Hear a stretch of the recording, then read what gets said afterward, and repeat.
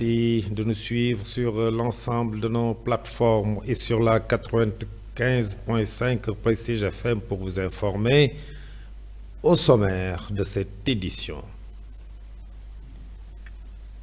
Après le lancement de dissémination du plan stratégique de la santé et de la reproduction, le directeur général de la région médicale de Thiès revient sur les points essentiels concernant ce programme pour mener à bien cette mission. Le maire de la ville de Thiès, Dr Babacar Diop, est élu personne la plus influente dans la cité du Rail. Le président directeur général du groupe Prestige revient sur les détails de ce choix du maire. Et puis, le marché Grand Thiès est confronté depuis plusieurs mois à un problème récurrent d'insalubrité causé par les ordures qui entravent le bon déroulement des activités commerciales. Reportage dans ce journal. La page de l'actualité internationale avant celle de l'actualité sportive qui viendra mettre fin à ce journal. Dans un court instant, le développement.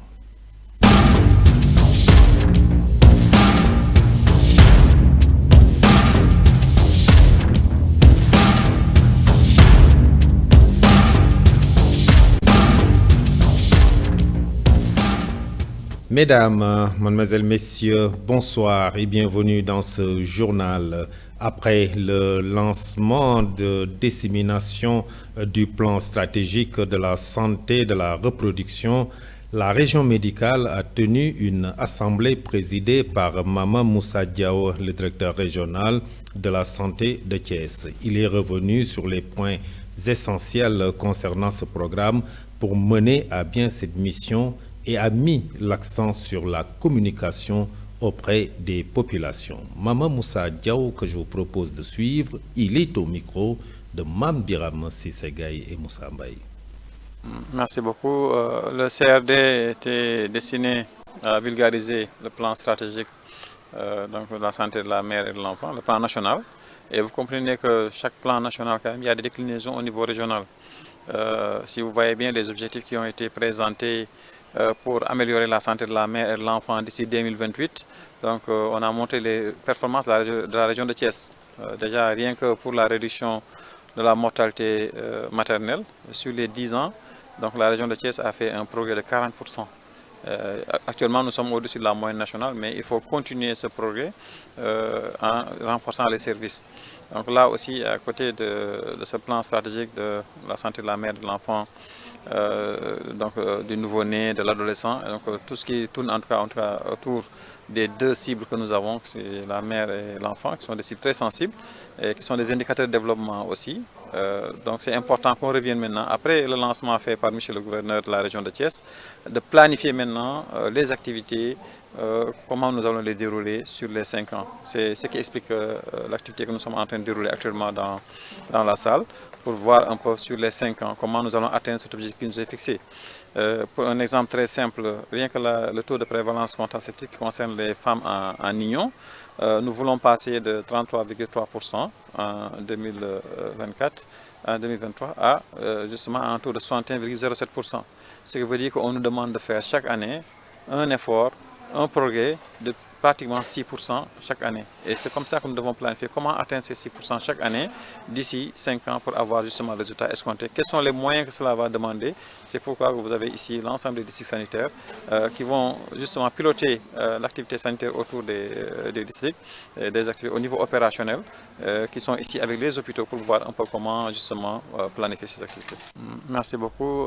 Le CRD... Et comme annoncé dans le sommaire, c'est déjà acté. Le maire de la ville de Thiès, Dr Babacar Diop, est élu personne la plus influente dans la cité du Rail pour l'année 2024. C'est une initiative du groupe Prestige Thiès en cette fin d'année. Sur 30 personnes éligibles suivant des critères de choix, un jury devait sortir une personne qui a marqué les Thiessois durant cette année.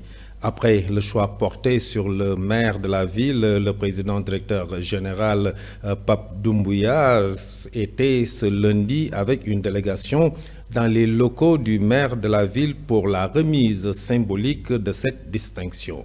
Le maire s'est dit honoré. Babacar Diop, que nous suivons, il est au micro de Ismaïla Sarr et de Doudou Dieye. C'est un signe d'encouragement, simplement. Et c'est la raison pour laquelle j'ai accepté. Et peut-être que certains vont suivre cet élément, ils vont m'en vouloir. Je le sais, ils vont m'en vouloir parce que je les ai refusés à d'autres. Et pourquoi l'accepter pour Pape Doumbouya? Parce que aussi sa courtoisie légendaire, tout ça ont fait que je ne pouvais pas refuser. C'est ça. J'ai dit, est-ce que j'ai le droit aussi de refuser à Prestige? Bon, après tout, j'accepte pour une première. Et l'histoire va ratifier demain. Je voudrais vraiment vous remercier et dire au public thiessois que pour moi, c'est une source simplement de motivation pour dire que je dois encore faire pour Thiès. Et cette ville m'a tout donné, je dis bien, tout. Je veux tout lui rendre, tout, je dis bien, tout lui rendre. Je suis encore au service des Thiès, à la disposition des Thiessois, 24 heures sur 24, parce que c'est ça mon devoir. Donc, je voudrais vraiment rassurer ce public thiessois. C'était à présent la réaction du maire de la ville, Dr Babacar Diop, après cette distinction du groupe Prestige Thiès. Mais nous restons toujours à la mairie où Pape Doumbouya, le président directeur général de Prestige, était bien reçu avec sa délégation. Après la remise, le président directeur du groupe revient ici sur les critères de sélection. Nous le suivons, il est toujours au micro de Ismaïla Sarr et de Doudou Dieye. Bon, nous sommes venus aussi rencontrer le maire de la ville, M. Babacar Diop, qui nous a reçus pour lui apporter son prix, qu'il a gagné le prix du meilleur thiessois de l'année. Bon, il nous a agréablement surpris, vraiment, il nous a écoutés, il a bien parlé.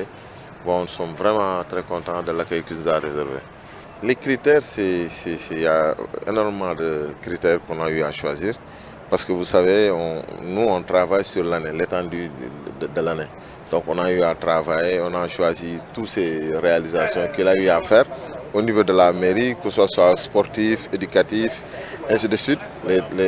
Tout ce qui tourne autour du maire. Donc c'est dans ce cadre-là qu'on a vu. Avec les internautes, des gens qui ont eu à voter, vraiment, il est arrivé au-dessus du lot. Donc c'est pour ça qu'on est venu aujourd'hui apporter son trophée. Et on est vraiment content de l'accueil. Bon, nous sommes venus aussi rencontrer le maire de la ville, M. Babacar Diop, qui nous a...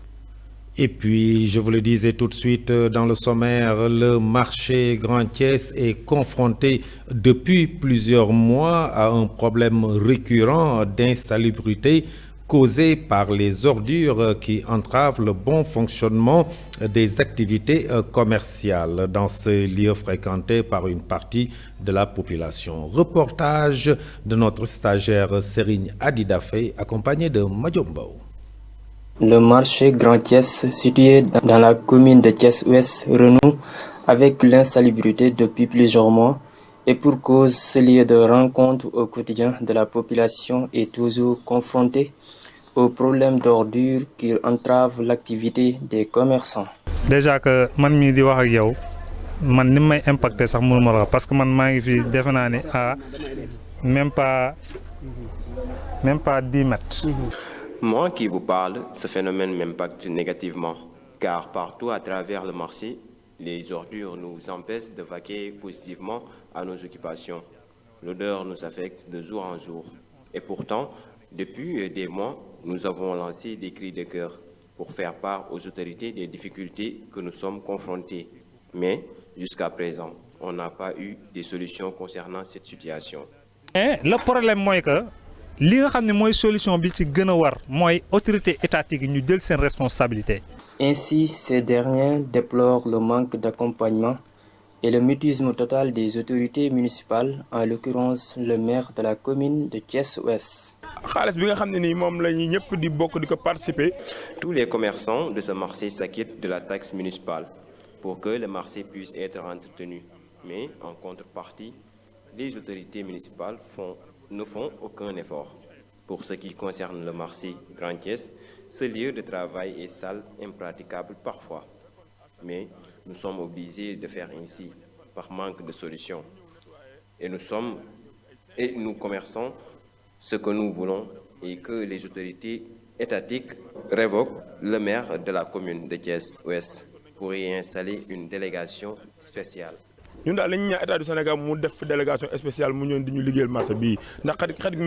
Commerçants, clients et riverains forment désormais un seul bloc pour exiger une meilleure prise en charge de leur lieu de travail. Merci Serigne Amdi Daffé. Et nous parlons de la régulation des deux roues. Une rencontre d'information s'est tenue à Tivaouane. C'était l'occasion pour les autorités locales chargées du secteur de rappeler aux conducteurs de mototaxi les modalités à remplir pour se conformer à la règle. Pour l'immatriculation, les différentes étapes ont été détaillées pour que toutes les pièces soient au complet. L'enrôlement se fera dans les prochains jours. Moustapha Tal est le chef de la division régionale des transports terrestres de Thiès. Je vous propose de le suivre. Je suis venu sous les directives de l'autorité qui est le directeur régional des infrastructures des transports terrestres et aériens de Thiès. Aujourd'hui, nous sommes venus avec le préfet pour faire une réunion d'information et de sensibilisation concernant l'immatriculation des deux roues, communément appelées moto Jakarta. C'est une phase cruciale. À travers la circulaire du Premier ministre datée du 13 décembre 2024, qui instaure l'immatriculation gratuite des deux roues, sauf le paiement de la carte grise et de la plaque. Pour l'immatriculation gratuite des deux roues, on a 4 cas de figure. Le premier cas, c'est si le moto est dédouané sans la carte grise. Donc, pour les pièces afférentes, il nous faut ce qu'on appelle le CMC, certificat de mise à la consommation, la déclaration en douane, l'acte de vente légalisé dans une commissariat ou bien dans une brigade de gendarmerie, plus la photocopie légalisée des deux pièces, le vendeur et l'acheteur. Le deuxième cas, c'est vous importez une moto sous forme de pièces détachées et vous allez le dédouaner à votre nom. Dans ce cas de figure, on demande le certificat de mise à la consommation communément appelé CMC, la quittance qui prouve que vous avez payé le dédouanement, qui est un montant forfaitaire, plus la photocopie de votre carte d'identité. C'est ça les pièces qu'on demande dans le deuxième cas. Il y a un troisième cas où le moto est déjà immatriculé mais muté, cela veut dire déjà sénégalisé. Il a une carte grise sous format papier ou bien sous format numérisé. Et pour ce cas de figure, vous allez nous présenter la carte grise barrée, la mention barrée, plus l'acte de vente légalisé et les 2 pièces d'identité légalisées. C'est le même processus, mais vous allez payer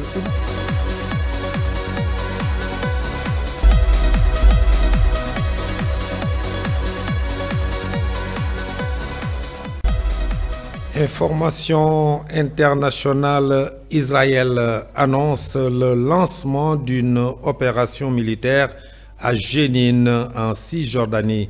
Et puis, à peine investi, Trump accorde sa grâce présidentielle à plus de 1500 assaillants du Capitole. C'est un rapide survol. Mamadou Saturne Dione. Durant sa campagne électorale, Donald Trump avait promis d'examiner le sort des assaillants du Capitole dès son investiture. Ces choses faites au premier jour de son mandat, il a signé lundi 20 janvier au soir à la Maison-Blanche un décret graciant à plus de 1500 participants à l'assaut du 6 janvier 2021, profanation sans précédent du sanctuaire de la démocratie américaine, une insulte au système judiciaire américain selon l'ex-présidente démocrate de la Chambre des représentants, Nancy Pelosi. Dans les États-Unis d'Amérique, pour le Moyen-Orient, les forces israéliennes ont lancé aujourd'hui mardi une opération antiterroriste à Jenin, dans le nord de la Cisjordanie, un territoire palestinien occupé par Israël depuis 1967, indique un communiqué militaire sans plus de détails. Selon le ministère de la Santé de l'autorité palestinienne, une personne y a été tuée par une frappe israélienne. Bouclons rapide survol de l'actualité internationale, toujours ce qui concerne le Moyen-Orient, alors que le cessez-le-feu s'est maintenu aujourd'hui entre Israël et le Hamas après le premier échange d'otages contre des prisonniers. Le Conseil de sécurité des Nations Unies s'est réuni sur le même dossier. Le secrétaire général de l'ONU, Antonio Guterres, et les membres du Conseil se sont félicités pour cet accord qui doit mettre fin à 15 mois de guerre. Le chef de l'ONU a exprimé sa profonde préoccupation face à une menace existentielle à l'intégrité et la contiguïté du territoire palestinien occupé de Gaza et Cisjordanie. Le patron de l'ONU a expliqué comment l'aide humanitaire qui peut enfin passer en flot important vers Gaza est en train de se déployer, et il a aussi surtout mis en garde alors que de hauts responsables israéliens parlent ouvertement d'une annexion formelle de la totalité ou de partie de la Cisjordanie. Selon les règles des Nations Unies, il s'agirait d'une très grave violation du droit international, a-t-il dit.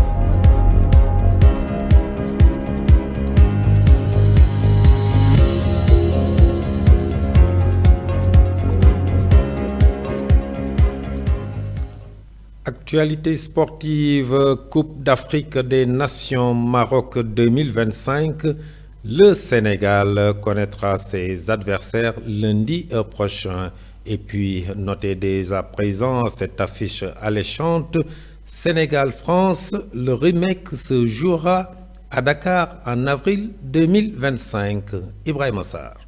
L'actualité sportive, les équipes de football du Sénégal et de la France se retrouveront pour une rencontre symbolique dans le cadre d'un gala de charité prévu à Dakar du 3 au 6 avril 2025. Cette initiative est portée par d'anciens internationaux sénégalais tels que Gorgui Sy Dieng et Babacar Gueye, ainsi que par l'ex-international français Franck Sylvestre. Le match phare de cet événement aura lieu le 5 avril à 16h au stade Léopold Sédar Senghor, en cours de rénovation en perspective de la 4e édition des Jeux olympiques de la jeunesse de Dakar 2026 est inaugurée pour l'occasion. La rencontre opposera les amis de Zinedine Zidane et Ronaldinho à une sélection d'anciens joueurs sénégalais, comprenant notamment les héros de la génération 2002. Un hommage sera rendu à Pape Bouba Diop, l'unique buteur du match Sénégal-France de la Coupe du Monde 2002, décédé le 29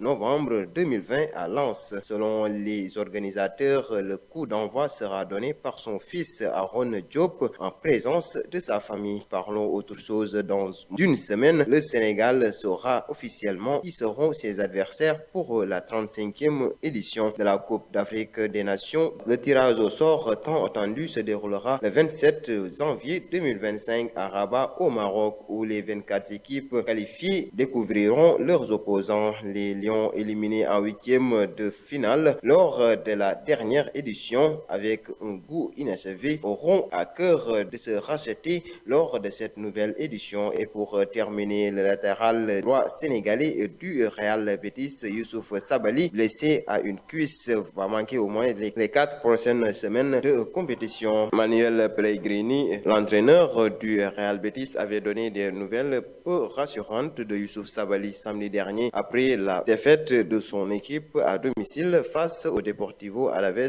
3 buts à 1 en Liga. C'était tout pour cette actualité sportive.